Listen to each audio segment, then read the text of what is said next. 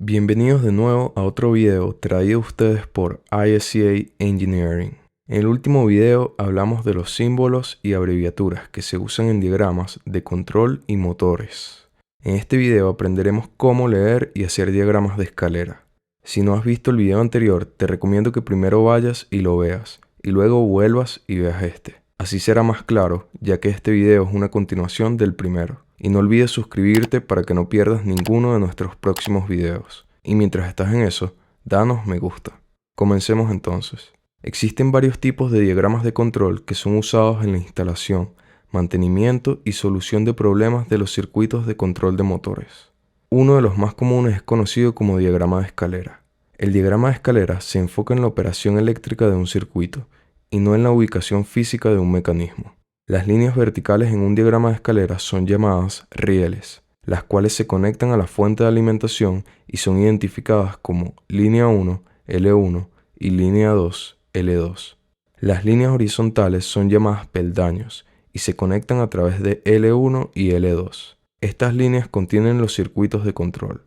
Los diagramas de escalera están diseñados para ser leídos como un libro. Se comienza desde arriba a la izquierda y se lee de izquierda a derecha, desde arriba hacia abajo. Usar un diagrama de escalera hace más fácil seguir la operación de un circuito. El diagrama de escalera muestra únicamente el circuito monofásico o de una sola fase y no muestra el circuito trifásico o de tres fases que alimenta al motor. Algunas veces verás diagramas que incluyen tanto el alambrado del circuito de alimentación como el de control, pero la mayoría de las veces verás el circuito de alimentación por separado del circuito de control. Aquellos conductores que se entrecruzan, pero no hacen contacto eléctrico entre ellos, son representados por líneas que se intersecan sin punto. Por otro lado, los conductores que hacen contacto se representan con un punto donde se cruzan. En algunos casos, el control del voltaje se obtiene directamente del circuito de alimentación y otras veces de un transformador reductor que se conecta al circuito de alimentación. Usar un transformador nos permite pasar de un voltaje alto a uno bajo, 120 vatios de corriente alterna, para usos de control, mientras suministra un voltaje mayor, en este caso 480 vatios de corriente alterna, al circuito de alimentación trifásico del motor.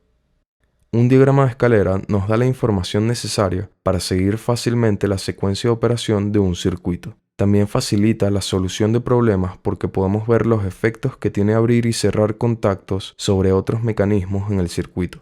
Todos los interruptores y contactos se clasifican como normalmente abiertos, NO, o normalmente cerrados, NC. El estado que vemos en los diagramas de control eléctrico es el estado en que encontraríamos el mecanismo cuando lo compramos y aún no está instalado en un circuito. A esto lo llamamos sacado de la caja o en estado desenergizado. Es muy importante tener claro este concepto, ya que este es el estado que utilizamos al dibujar los interruptores en un circuito. Cuando decimos que están en posición desenergizada, nos referimos a la posición del componente cuando el circuito está desenergizado, es decir, cuando no hay alimentación en el circuito. El método que típicamente se usa para identificar la bobina del relé y sus contactos es escribiendo una o varias letras dentro del círculo que representa la bobina. Cada contacto que es operado por la bobina tendrá la letra o letras de la bobina escritas al lado del símbolo del contacto. Cuando tenemos varios contactos operados por la misma bobina, es buena idea adicionar números para identificar el contacto.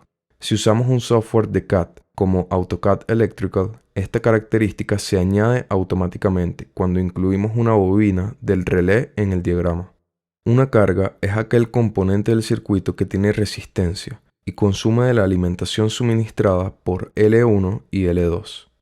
Algunos ejemplos de cargas son bobinas, solenoides, bocinas y luces piloto.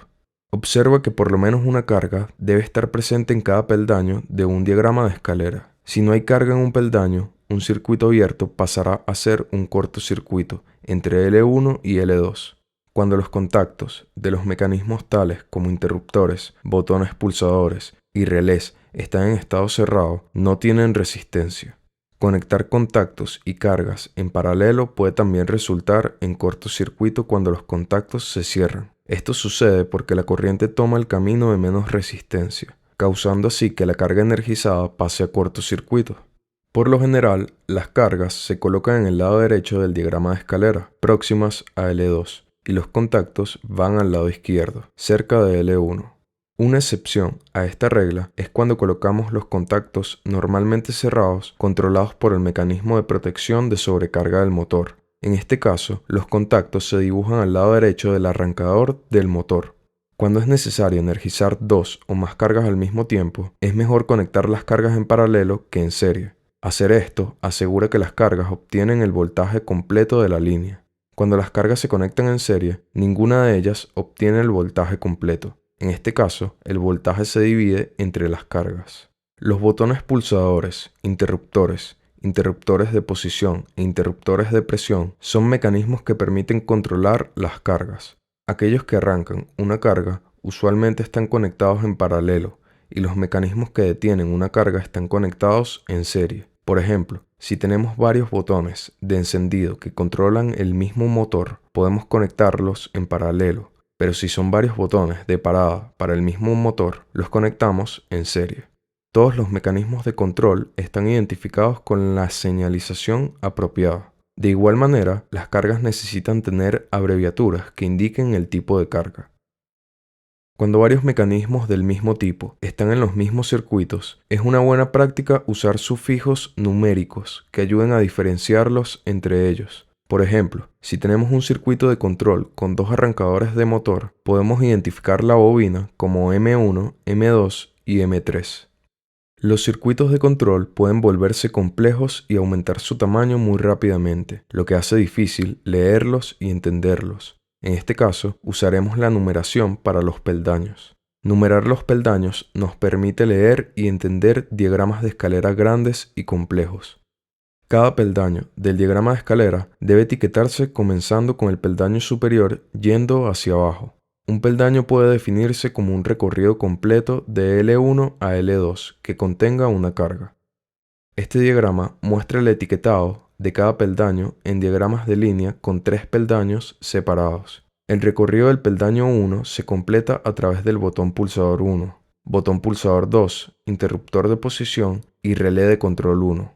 En el peldaño 2, el recorrido se completa a través del botón pulsador de reversa 1, los contactos normalmente abiertos del relé de control 1, el interruptor de posición y el relé de control 1. Observa que incluso aunque el peldaño 1 y el peldaño 2 controlan la misma carga, deben ser identificados como peldaños separados. En el peldaño 3 se completa a través de los contactos normalmente cerrados del relé de control 1, a través del arrancador de motor 1 y de su relé de sobrecarga. Ahora tienes una idea de cómo se completa el recorrido de un peldaño. La referencia cruzada numérica se usa junto a la numeración de los peldaños para ayudarnos a ubicar los contactos auxiliares controlados por una bobina. A veces ocurre que los contactos auxiliares no están en el mismo diagrama de escalera en el que está la bobina que controla su operación. Para poder localizar estos contactos, los números de los peldaños se listan al lado derecho de L2 o de 0 voltios de corriente directa, sobre el peldaño donde está la bobina que controla su operación. Los contactos de CR1 aparecen en tres diferentes ubicaciones en el diagrama de línea. Los números ubicados a la derecha de la bobina identifican la localización de la línea y el tipo de contactos controlados por la bobina. Los números sin una marcación especial son los de los contactos normalmente abiertos, mientras que los números para los contactos normalmente cerrados se identifican porque llevan un subrayado o un sobrerayado en el número. De esta manera podemos distinguirlos de los contactos normalmente abiertos. En este ejemplo, la bobina CR controla tres grupos de contactos: CR11, CR12 y CR13. Para poder conectar correctamente los conductores del circuito de control, requerimos algún tipo de identificación de los alambres. El método usado para identificar los alambres varía según cada fabricante. Para simplificar, este muestra un método donde a cada punto común se le asigna un número de referencia. La numeración comienza con todos los alambres conectados a L1. Se asigna el número 1. Continuando con el peldaño 1 a la izquierda arriba, se asigna un nuevo número de manera secuencial para cada alambre que se entrecruce con un componente.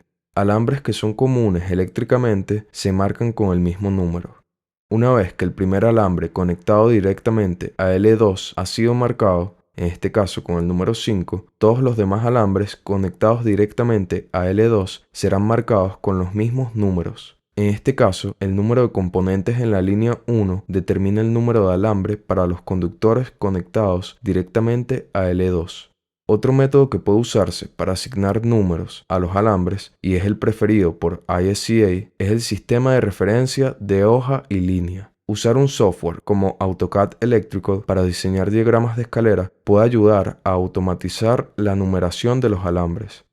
Luego que se han especificado los alambres para L1 y L2, la numeración usada por ISCA consiste en numerar los alambres según su número de peldaño e ir incrementándolo en orden secuencial, comenzando arriba a la izquierda del diagrama.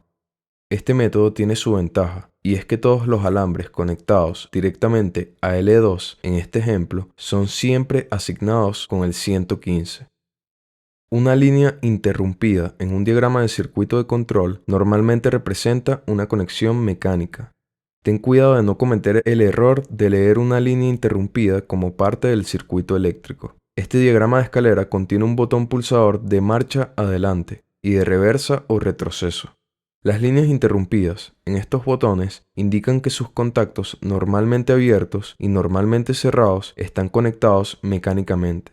Cuando presionamos el botón, un grupo de contactos se abrirá y el otro grupo se cerrará. Las líneas interrumpidas entre las bobinas M1 y M2 indican que las dos están mecánicamente trabadas. Esto quiere decir que los contactos M1 y M2 no pueden cerrarse al mismo tiempo, debido a la acción de traba mecánica del componente.